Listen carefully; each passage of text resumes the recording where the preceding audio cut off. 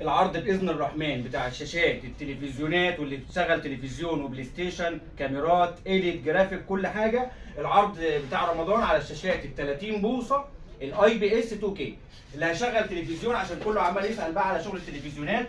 تمام. دي شاشات استيراد اي بي اس معموله للجرافيك والايديت.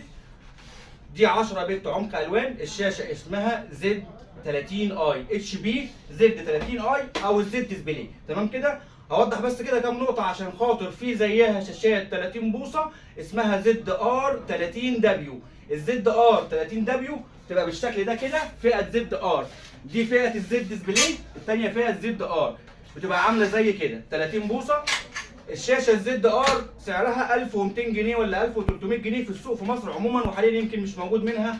شاشه قديمه ما فيهاش غير مخرج ديسبلاي ومخرج دي في اي، ما بتشتغلش تلفزيون.